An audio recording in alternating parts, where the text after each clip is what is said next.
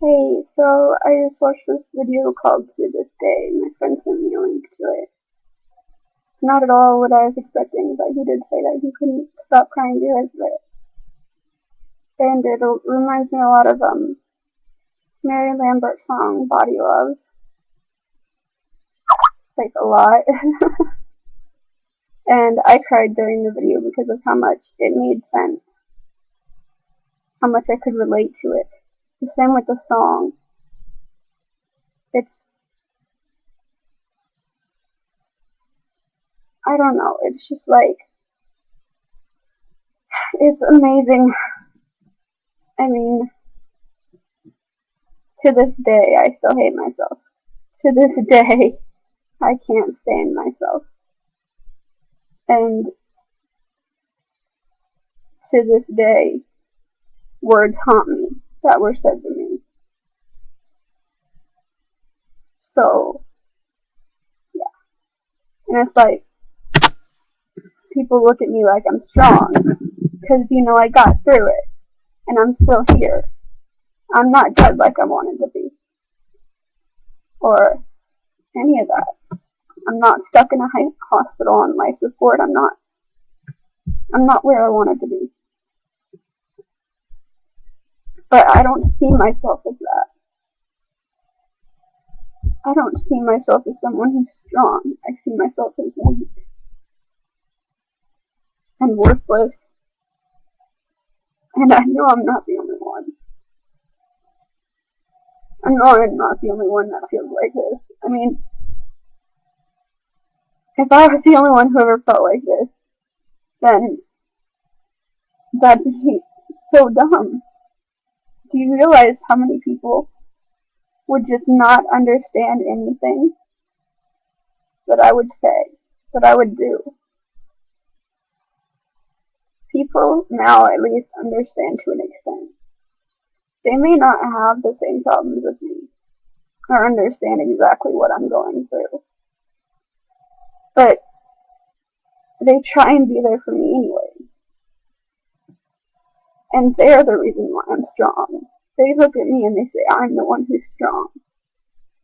But the people around me are why I'm strong, because I can't live without them. They mean everything to me. And if it wasn't for some of them, I would not be alive. So I have a lot to thank. People that I don't even talk to anymore, I have to thank. There's so many people that I can thank. And that I have a million times over. My mom, Elizabeth, Jared, Dylan, Brandon, Gavin, Dallas, Stacy, Shane. God, the list goes on.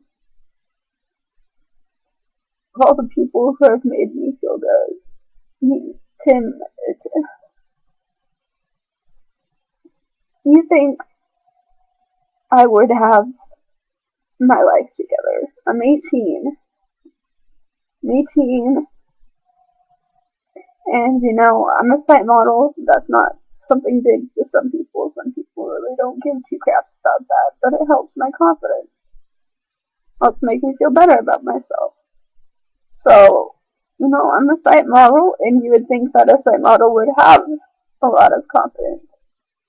But I don't.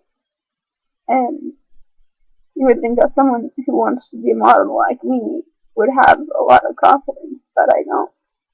The only thing that I know and that I understand is that I'm me. That's not going to change. No one can change that. I can't even change that because it's just who I am. And I'm happy with who I am, but I'm not confident with who I am. I'm weird and have these so many weird things that I do. If you ask my friends, we have the weirdest conversations that can last for hours. And it's just, I remember growing up, and at first I had one friend, like kindergarten. I had a friend, one friend, one friend. After that, I had two or three, and for a while it was just my dog. Probably sounds dumb, doesn't it? For a while I just had a dog for a friend. So, and that dog I had since I was 4. So that dog became my best friend. Because I didn't make friends at school. I didn't talk to people. I was quiet. The few people that I would make friends with were, like the outcasts and the ones who got made fun of. So I would get made fun of too. And I look back on that and it's just like, I don't know. Truthfully, I don't know what it's like. I could sit here and try and explain it. But everything that's ever been said to me has affected me in some way. But the worst affects you more than the good. The worst stay with you longer. Because you convince yourself that it's real. You convince yourself that it has to be true. Or at least that's how it was for me. So I convinced myself I wasn't good enough, and I still think it to this day. I was 14 when I told myself that, and I thought, actually, I was 12. Never mind. So 6 years of feeling worthless and telling myself that I'm not good enough. 6 years of something is hard to erase. And I don't think I ever can. Because I don't know why, but it's like the feelings become addicting. And it's just, I don't know, it's just like how cutting becomes addicting, or popping pills, or alcohol, which I have all done. I have done all of those, just like how an eating disorder became addicting. And some of you think an eating disorder becoming addicting? Not possible. It is. For the people that go through it, it is. It's something they control. And it's something they feel is their own. And they become addicted. It will become addictive. The feeling that you get from it, how it makes you feel, how it makes you think. It's just constantly, you do this, you'll be better. So you're like, okay, I'll do that and I'll be better. But you're not. And there's always something more that you change about yourself, but you're okay with that. And then there's a time where you stop being okay with it. I'm not okay with it anymore.